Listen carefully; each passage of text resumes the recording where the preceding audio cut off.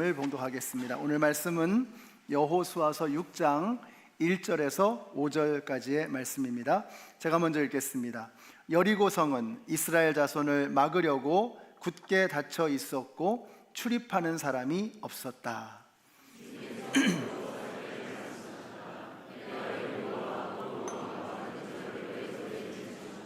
너희 가운데서 전투를 할 수 있는 모든 사람은 엿새 동안 그 성 주위를 날마다 한 번씩 돌아라.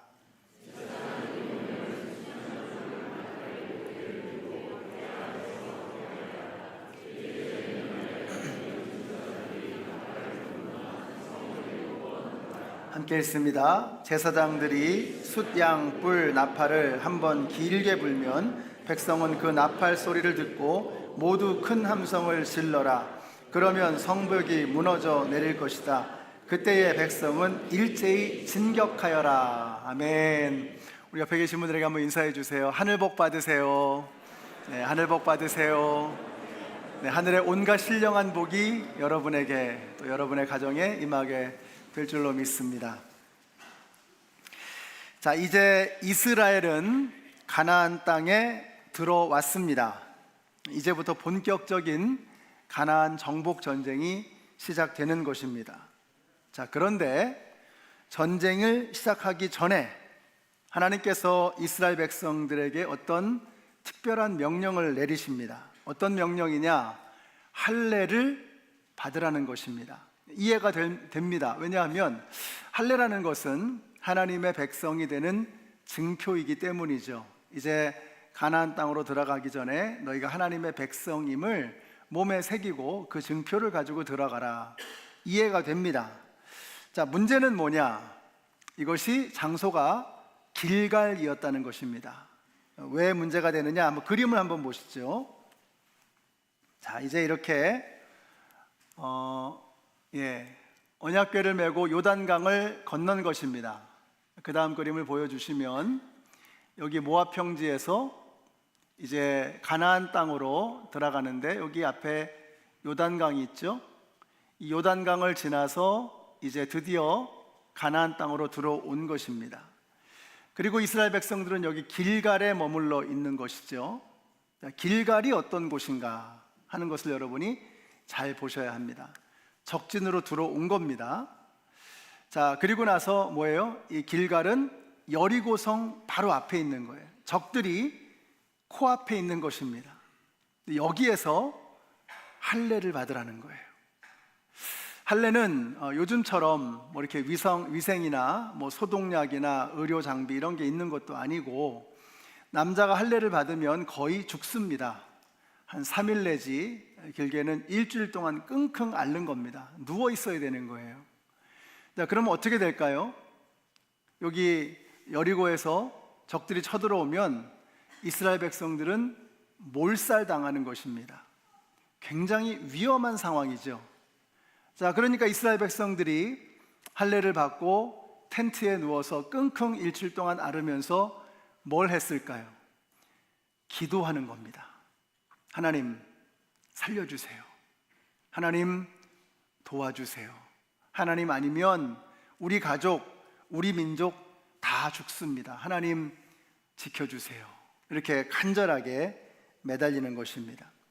여기서 우리는 대단히 중요한 것을 발견하게 됩니다. 자, 이제부터 치르게 될 이 가나안 정복 전쟁의 성격이 무엇인가 하는 것입니다. 이 정복 전쟁의 의미가 무엇인가 하는 것을 규정해 주는 것, 그것이 할례의 의미였던 것입니다. 이 정복 전쟁은 무기력으로 하는 것이 아니라 전투력으로 하는 것이 아니라 군사의 숫자로 하는 것이 아니라 뭐예요? 하나님의 능력으로 하는 것이다. 이것을 마음에 그리고 몸에 새겨준 것입니다. 그것이 할례의 의미였던 것입니다. 자, 그러니까 이제 할례 이후에 저들이 치르게 되는 모든 전쟁이 다 똑같습니다. 하나님을 의지하면 안 되는 싸움도 되게 하시고, 이게 뭐죠? 여리고성 전투입니다. 또 하나님을 의지하지 않고 내 마음대로 내 힘대로 하면 될 수밖에 없는 싸움도 안 되게 하신다. 이게 뭐예요? 그 다음에 치르게 될 아이성 전투의 의미였던 거죠. 여리고는 대단히 어려운 상대였습니다. 그런데 하나님이 하시니까 되는 거예요. 아이성은 아주 쉬운 상대였어요. 그런데 하나님이 함께하지 않으시니까 안 되는 거예요. 바로 이것을 보여주는 거예요. 이제부터 싸우게 될 이 싸움은 너희들의 팔뚝의 힘으로 싸우는 것이 아니라, 무기력으로, 전투력으로 싸우는 것이 아니라 하나님의 능력으로 싸우는 전쟁이다. 이것이 가나안 정복 전쟁의 의미였던 것입니다. 그 전쟁의 성격을 규정해 주는 것, 그것이 바로 할례의 의미였다고 하는 거예요. 사랑하는 성도 여러분, 우리도 마찬가지입니다. 우리 앞에 수많은 전쟁들이 있습니다. 그 전쟁에서 우리가 하나님을 의지하면 필승하는 것입니다. 하나님과 상관없이 내 능력으로 살아가면 필패하는 것입니다. 반드시 그렇게 될 줄로 믿습니다. 어쩌다가 몇 번은 잘 될지도 모르죠, 내 힘으로 해도. 그러나 인생은 깁니다. 한 번은 반드시 꺾어지고 무너지게 되어 있습니다. 끝이 좋아야 진짜 좋은 거죠. 긴 인생을 살다가 내 마음대로 내 힘대로 하다 보면 언젠가는 무너지게 되어 있다는 것입니다. 자, 그게 바로 여리고성 전투의 핵심입니다. 한번 보세요. 여리고는 어떤 곳인가? 한마디로 여리고는 난공불락이었습니다. 아까 그림을 다시 한번 보시면 여기가 계곡이거든요. 강이잖아요. 강. 가장 낮은 지역입니다. 여기가 산입니다. 산. 이렇게 산등성이가 있어요. 마치 그 지리산에 노고단에서 천왕봉까지 이렇게 산등성이로 쭉 가죠. 그런 겁니다. 여기 이렇게 산이 있어요. 산. 자, 그러니까 요 계곡에서 산으로 올라가는 곳에 여리고가 있고, 지금 이스라엘 백성들은 여기 있는 거예요. 산 밑에 있는 거예요. 그러니까 전쟁을 할 때 밑에서 위로 올라가면서 전쟁을 하면 한 10배는 어렵습니다. 그것도 저들은 지금 아주 튼튼한 여리고 성 안에 있잖아요. 근데 밑에서 전쟁을 하면서 올라가려고 하니까, 싸우려고 하니까 이게 얼마나 힘들겠어요.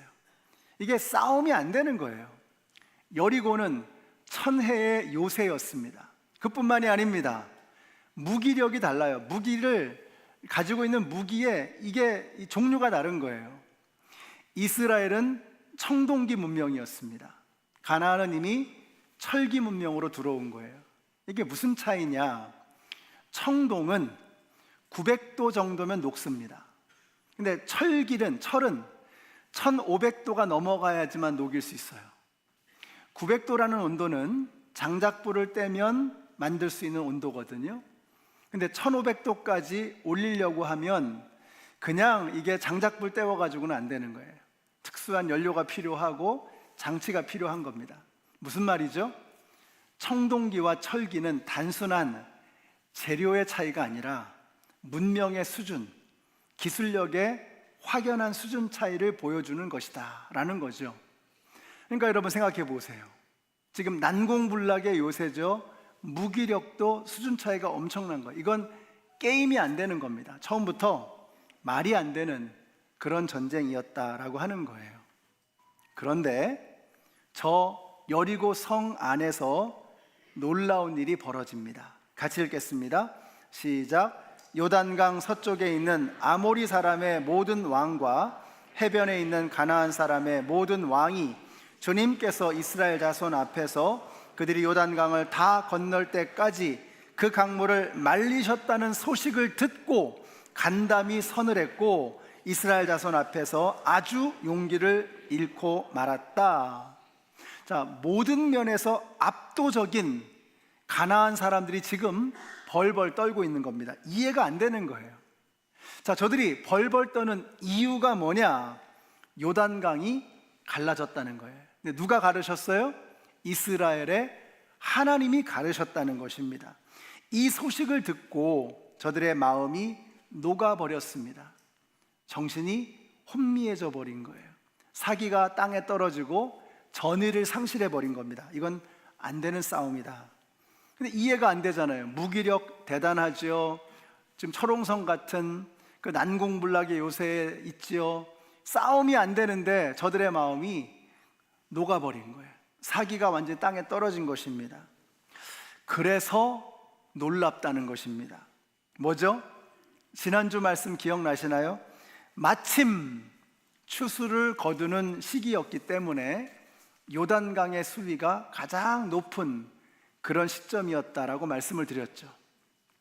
그때 어떤 사람들은 불평했을 겁니다. 아니, 왜 지금 하필 건너게 하셔서 이렇게 고성스럽게 위험하게 하시나. 근데 오늘 이게 보이세요? 그랬기 때문에 가장 위험한 때, 가장 힘든 때에 지나가게 하셨기 때문에 하나님 어떻게 하셨어요? 요단강을 가르신 거예요. 그리고 그것을 보고서, 그 소식을 듣고서 가나안 사람들이, 이 여리고 사람들의 마음이 녹아버린 거예요. 사기가 땅에 떨어져 버린 것입니다. 전의를 상실해 버린 거예요. 여러분, 싸움은 기세 싸움이 중요하죠. 기세가 중요하죠. 기세가 완전히 꺾여 버린 것입니다. 그래서 여러분, 지난주에 말씀드린 것처럼 하나님은 쉬운 길이 아니라 뭐예요? 좋은 길로 인도하신다. 아멘이시죠? 하나님은 안락한 길이 아니라 유익한 길, 완전한 길로 인도하신다. 아멘이시죠? 여러분, 이걸 믿는 게 신앙생활 하는 거예요. 하나님은 우리를 반드시 좋은 길로 인도하시고 반드시 유익한 길로, 완전한 길로 인도하신다. 이걸 믿지 않으면 우리가 하나님을 따라갈 수 없습니다. 하나님은 언제나 반드시 가장 좋은 길로, 가장 완전한 길로 나를 인도하신다. 이걸 믿는 것입니다. 그러므로 여러분, 이제부터 결심하십시오. 그때 닥쳐서 그때 결심하면 너무 늦습니다. 지금 오늘 결심하는 거예요. 내 앞에 어떤 시퍼런 강물이 내 앞을 가로막을지라도 내가 낙심하지 아니하리라. 내가 물러서지 아니하리라. 불평하지 아니하리라. 원망하지 아니하리라. 왜요? 하나님은 가장 좋은 길로, 가장 완전한 길로 나를 인도하시는 것을 믿기 때문에, 여러분, 이 믿음이 있으면 우리 앞에 어떤 강물이 우리를 가로막고 있을지라도 불평하지 않고 원망하지 않고 그 강을 뚫고 지나갈 수 있는 것입니다. 저는 모자라는 게 참 많지만 하나님께서 한 가지 넘치도록 부어주신 게 하나가 있습니다. 저는 어려운 일을 만나면요, 힘든 일이 생기면 기대가 돼요. 하나님께서 어떻게 하실까?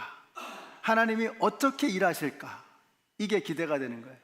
그러면서 이렇게 질문합니다. 이 일을 통해서 하나님께서 나에게 주실 유익은 무엇일까?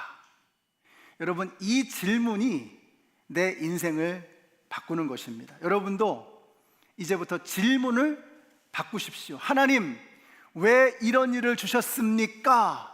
라고 질문하는 것이 아니라, 하나님, 이런 일을 통해서 저에게 주실 유익은 무엇입니까?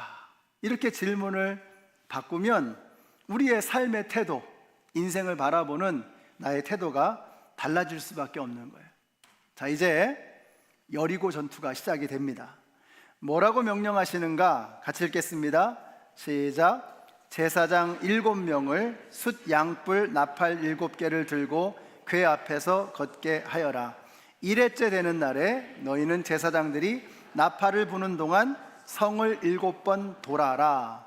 그러니까 매일 하루에 한 바퀴씩, 그리고 7째 날에는 7바퀴를 돌라고 명령하신 것입니다. 자, 그러니까 일주일 동안 총 13바퀴를 도는 것입니다. 보세요. 이스라엘은 지난 40년 동안 걸었던 사람들입니다. 광야를.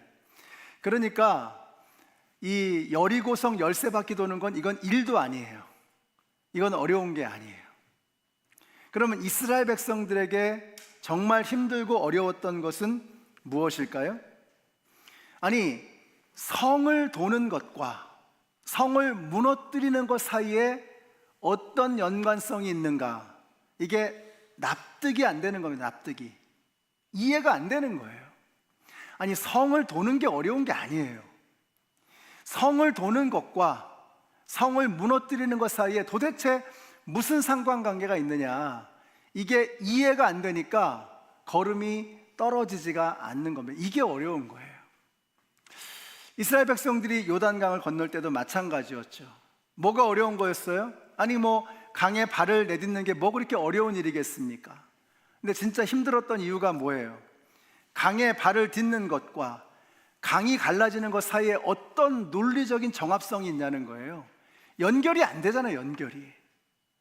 아니 발을 강에 딛는 것과 강이 갈라지는 것 사이에 이게 이해가 안 되니까 이게 무슨 상관이 있나, 이런 게 어려운 겁니다. 이스라엘 백성들이 광야에서 불평했습니다. 불평하니까 뭐가 왔죠? 불뱀이 왔어요. 여러분, 불평하면 불뱀이 오는 것입니다. 여러분들 불평하지 않는 여러분들 되시기를 바라요. 불평하면 자꾸 불뱀이 오는 거예요. 그래서 불뱀에 물렸습니다. 그래서 그 불뱀의 맹독이 몸에 막 퍼지는 거예요. 그때 하나님께서 주신 처방책이 뭐였죠? 놋뱀을 만들어서 장대에 달아서 들어 올리라는 거예요. 그 놋뱀을 보는 사람마다 나을 것이다. 아니, 고개를 들어서 놋뱀을 바라보는 게 뭐 그렇게 어려운 일이겠습니까?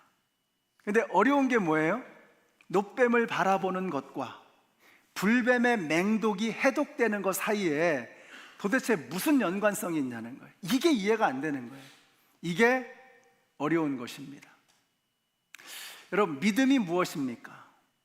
믿음은 우리가 생각하고 있는 그 논리, 우리가 생각하고 있는 그 합리성, 그 간극을 뛰어넘는 능력입니다.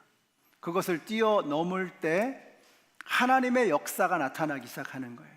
우리는 우리의 경험, 우리의 지식의 한계에 갇혀 있잖아요. A를 하면 B가 되리라고 하는 것을 우리가 경험적으로 논리적으로 알고 있잖아요. 우리 요 박스 안에 갇혀 있는 거예요. 믿음은 그 박스를 뛰어넘는 것입니다. 오늘 우리가 찬양 불렀죠. 우리 성가대도 찬양했죠. 음성, 하나님의 말씀, 주님이 말씀하시면 나아가고 주님이 멈추라 하시면 멈추는, 여러분, 이 순종, 이 믿음의 결단을 통해서 하나님은 역사하시는 것입니다. 우리가 이제는 계산에 의존하지 마시고 경험에 의존하지 마시고 하나님의 말씀에 의지하여 말씀 따라가시는, 그래서 하나님의 기적을 삶에서 몸소 체험하고 경험하시는 우리 모두가 되시기를 예수님의 이름으로 축원합니다.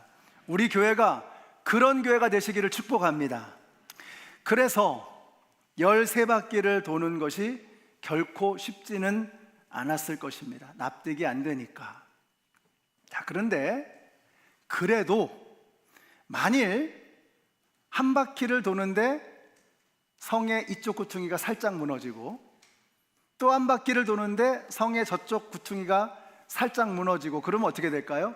신나서 재미있어서 계속 뺑뺑 돌겠죠. 13바퀴 도는 게 어려운 일이 아니겠죠.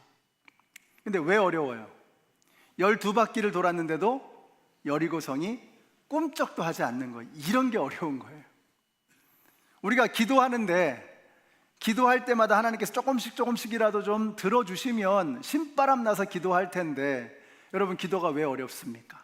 이번 주에도 중보기도팀하고 같이 기도를 하는데 중보기도가 왜 힘이 들어요? 때로는요 1년, 2년, 3년, 4년 기도하는데 꼼짝도 하지 않는 거예요. 이런 게 어려운 거예요. 그래서 오늘 설교 제목을 뭐라고 정했냐면요, 여리고는 서서히 무너지지 않는다. 오늘 설교 제목입니다. 여러분 기억하시기 바랍니다. 여리고성은 결코 서서히 무너지는 게 아닙니다. 스텝 바이 스텝, 단계적으로 여기 무너지고 저기 무너지고, 이게 아니라는 거예요. 여리고성이 서서히 무너지지 않기 때문에 여리고성을 무너뜨리는 게 힘든 거예요. 따라해 주세요. 여리고는 서서히 무너지지 않는다. 네, 그럼 서서히 무너지지 않으면 어떻게 무너지는 거예요? 단번에, 일순간에 무너져 버리는 것입니다. 언제요? 우리의 순종이 꽉 채워졌을 때, 하나님께서 명령하시고 그 모든 명령을 온전히 순종하고 그 모든 단계가 다 순종되어지고 이루어졌을 때 하나님께서 그 성을 와르르 단번에 무너뜨리시는 거예요. 같이 읽습니다. 시작. 제사장들이 나팔을 불었다. 그 나팔 소리를 듣고서 백성이 일제히 큰 소리로 외치니 성벽이 무너져 내렸다. 13바퀴를 다 채우고요, 모든 백성들이 일제히 샤우팅할 때 여리고가 무너져 버렸습니다. 고고학자들이 이걸 연구를 이제 한 거예요. 발굴을 해서 보니까 여리고성이 바깥에서 성 안쪽으로 무너지지 않았다는 거예요. 위에서 밑으로 와르르 무너져 내렸다. 오늘 본문에도 무너져 내렸다고 했잖아요. 이게 뭐죠? 이스라엘 백성들이 200만이 한꺼번에 샤우팅을 하니까 음파 때문에, 막 진동 때문에 그렇게 여리고성이 무너진 게 아니라는 거예요. 그들이 외쳤을 때, 하나님의 말씀에 순종했을 때 여리고 성벽이 위에서 아래로 무너져 내린 것입니다. 하나님이 누르신 거예요. 내리 누르신 거예요. 사랑하는 성도 여러분, 우리가 하나님의 말씀에 온전히 순종하면 하늘의 하나님께서 손을 들어서 여리고성을 내리 누르시는 그런 역사가 나타나게 되는 것입니다. 그러니까 우리는 순종하면 되는 거예요. 여리고성을 통해서 우리에게 주시고자 하는 메시지는 바로 그것입니다. 완전하게 순종하면 방금 전까지도 미동도 하지 않았던 난공불락의 요새가 속절없이 무너져 내리고야 마는 것입니다. 그러므로 사랑하는 성도 여러분, 기도하다가 포기하지 마십시오. 믿음의 길을 걸어가다가 중간에 중도에 조퇴하거나 중퇴하면 안 됩니다. 끝까지 걸어가는 거예요. 주님께서 응답하실 때까지, 답을 주실 때까지, 예스면 예스, 노면 노, 그 답을 주실 때까지 기도를 계속하는 거예요. 믿음의 길도 한 12바퀴쯤 돌다가 포기하는 게 아니라 13바퀴까지 마지막 한 발자국까지 완성하고, 그리고 외치라 하시니 샤우팅할 때 그때 하나님께서 하늘에서 와르르 무너뜨려 주시는 거예요. 중간에 포기하지 않는 여러분들이 되시기를 바랍니다. 자, 그런데 이제 여리고를 도는데 어떻게 돌라고 하시는가? 같이 읽습니다. 시작. 여호수아가 또 백성에게 명령하였다. 함성을 지르지 말아라. 너희 목소리가 들리지 않게 하여라. 한마디도 입 밖에 내지 말고 있다가 내가 너희에게 외쳐라 하고 명령할 때에 큰 소리로 외쳐라. 이게 무슨 말씀이죠? 돌 때는 침묵하라는 것입니다. 침묵을 명령하신 거예요. 왜 그럴까요? 한번 생각해 보세요. 왜 이 여리고성을 돌 때 입 꼭 다물고 그리고 침묵하며 돌라고 하셨을까요?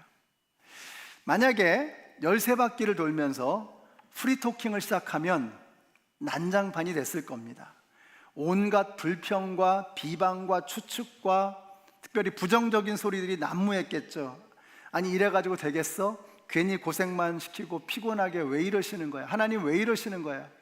여호수아 왜 저러는 거야? 하면서 얼마나 말들이 많았겠어요. 그런데 침묵하는 겁니다.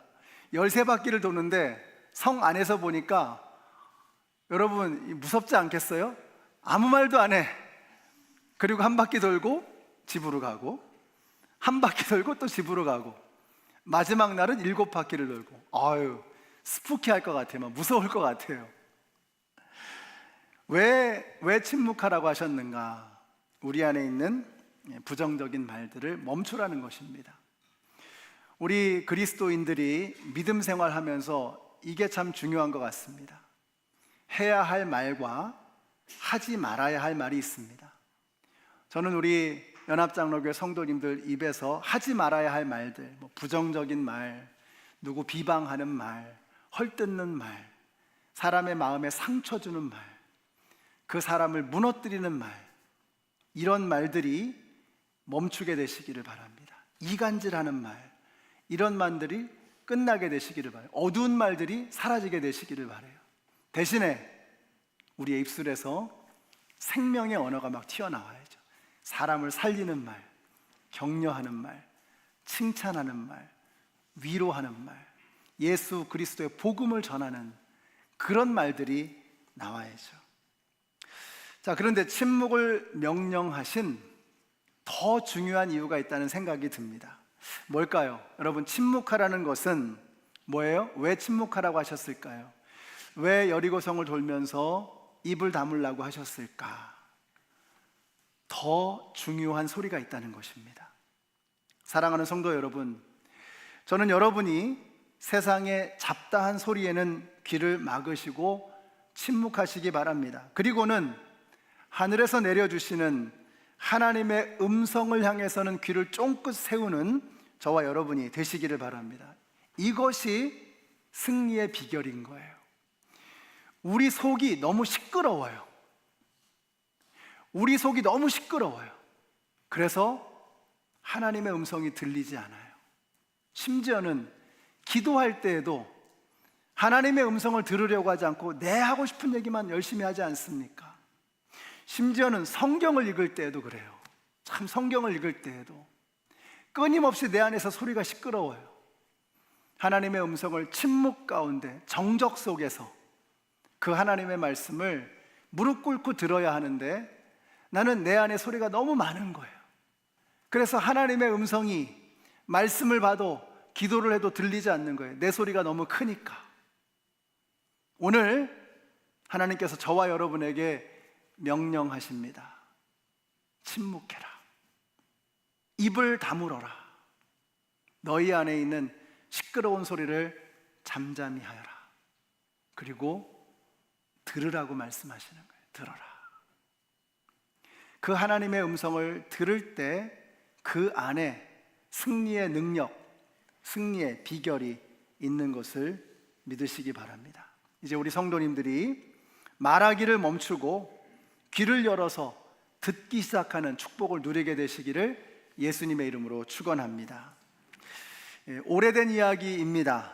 아시는 분들도 많이 계실 텐데, 오늘 담임 목사님이 지나가는 주일학교 어린 학생에게 물어봤어요.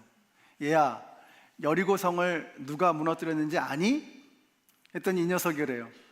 얼굴이 막 이렇게 막 굉장히 울그락불그락 불안해가지고 안절부절을 못하면서 제가 안 그랬어요. 목사님이 하도 기가 막혀가지고 담임 선생님을 이제 만났습니다. 아니, 제가 여리고성을 누가 무너뜨렸냐고 했더니 자기가 안 그랬다 그래요. 선생님이 하시는 말씀이, 목사님, 제가 쟤를 잘 아는데 저는 정직한 애입니다. 절대로 그럴 애가 아닙니다. 목사님 멘붕이 오신 거예요. 그래서 담당 장로님을 만났습니다. 아니, 제가 주일학교 가서 물어보니까, 아니, 아이는 자기가 여리고성을 안 무너뜨렸다고 하고 선생님은 그럴 애가 아니라고 하는데 이거 어떻게 된 겁니까? 예, 장로님이 하시는 말씀입니다. 누가 그랬는지는 모르지만 기왕 이렇게 됐으니 교회 재정으로 문제를 해결해야 되지 않을까요? 여리고성 이야기는 너무 잘 알잖아요. 우리 애들도 오늘 이 말씀 가지고 이제 말씀을 듣습니다. 너무 잘 알죠. 근데 여러분, 여리고성이 어떻게 무너졌느냐는 우리가 너무 잘 알아요. 그런데 여리고성이 왜 무너졌는지에 대해서는 잘 생각하지 않습니다. 한번 생각해 보십시오. 하나님께서 왜 여리고성을 무너뜨리셔야만 했을까 하는 것입니다. 가나안 정복 전쟁의 첫 번째 전투입니다. 굉장히 중요한 의미가 있겠죠. 가나안 정복 전쟁의 첫 번째 전투에서 하나님께서 여리고성을 무너뜨리신 거예요. 이유가 뭘까요? 여러분, 이스라엘 백성들은 지난 40년 동안 광야를 헤맸습니다. 광야를 걸으면서 텐트 치고 야영하면서 40년을 보낸 거예요. 이 사람들은 이집트의 화려함을 본 적이 없습니다. 하나님께서 이집트를 어떻게 무너뜨리셨는지, 10가지 재앙으로 어떻게 이집트를 무너뜨리셨는지 그걸 본 적이 없어요. 홍해바다가 갈라진 것도 본 적이 없습니다. 그저 40년 동안 광야에 헤매면서 텐트 치고 그렇게 야영하며 살았던 거예요. 이제 이들은 가나안 땅으로 들어갑니다. 정말 풍요로운 땅, 젖과 꿀이 흐르는 땅, 강력한 철기 문명을 가지고 있고 화려한 농경 문화를 가지고 있는 이 땅으로 들어가는 거예요. 이제 이스라엘 백성들은 가나안 땅에 들어가서 어마어마한 것들을 볼 것입니다. 그 어마어마한 것들, 화려한 것들을 보면서 유혹받을 것이고 압도될 것입니다. 오늘 하나님께서 이스라엘 백성들에게 보여주시는 거예요. 너희들 봤지? 이 난공불락의 요새, 결코 무너질 것 같지 않은 이 성도 하나님을 거부하면, 하나님을 대적하면 모래성처럼 무너지는 거야. 여리고성이 모래성처럼 무너지는 것을 이스라엘 백성들의 첫 번째 전투에서 머릿속에 각인시켜 주시는 거예요. 새겨 주시는 거예요. 잊을 수 없는 그림이었습니다. 이걸 기억하라는 것입니다. 사랑하는 성도 여러분, 여러분도 이제 예배를 마치면 이제 세상으로 가실 겁니다. 디트로이트가 어떤 지역입니까? 전 세계적으로 유명한 기업들이 있죠. GM, 포드, 스텔란티스, 우리 한국의 자동차 회사들도 있고요. 유수한 세계 기업들이 여기 있습니다. 우리가 그 엄청난 곳에 가서 그냥 나사 하나처럼, 볼트 하나, 너트 하나처럼 그렇게 살아가다 보면 너무나 거대한 세상에 압도되는 겁니다. 그러지 말라는 거예요. 그게 전부가 아니라는 것입니다. 아무리 세상적으로 대단해 보여도 하나님을 대적하고 하나님을 떠나면 모래성처럼 무너질 수밖에 없는 거야 라고 오늘 이 말씀을 통해서 우리에게 들려주시는 거예요. 왜 여리고성을 무너뜨리셨느냐, 이걸 보여주시기 위한 것입니다. 이게 우리의 마음에 새겨져야 돼요. 이걸 깨닫고 세상으로 나아가면 두려울 게 없어요. 염려할 게 없어요. 이걸 모르면 우리는 세상 속에서 맨날 두려워 떨고 걱정하고 염려하고 유혹받고 무너지고 쓰러지고 이러는 것입니다. 여기 나오신 우리 모든 성도님들, 여리고성이 무너진 것을 기억하십시오. 세상에 아무리 대단한 것도 하나님 앞에서는 모래성처럼 사라지는 것이다 라고 하는 것을 기억하시고 담대하게 세상으로 나아가시는 우리 모든 성도님들 되시기를 예수님의 이름으로 축원합니다. 기도하겠습니다. 하나님 감사합니다. 여리고성이 서서히 무너지지 않았기 때문에 우리가 중간에 믿음을 포기하고 기도를 포기했었습니다. 그러나 우리의 기도가, 우리의 순종이 완결되어질 때 하나님께서 위에서부터 아래로 성을 무너뜨리시는 그 기적이 일어나게 될 줄로 믿습니다. 세상에 여리고성에 압도당하지 않고 하나님 앞에 무릎 꿇는 우리 모든 성도님들 다 되게 하여 주시옵소서. 예수님의 이름으로 기도드렸습니다. 아멘. 우리 함께 일어나셔서 찬양하시겠습니다.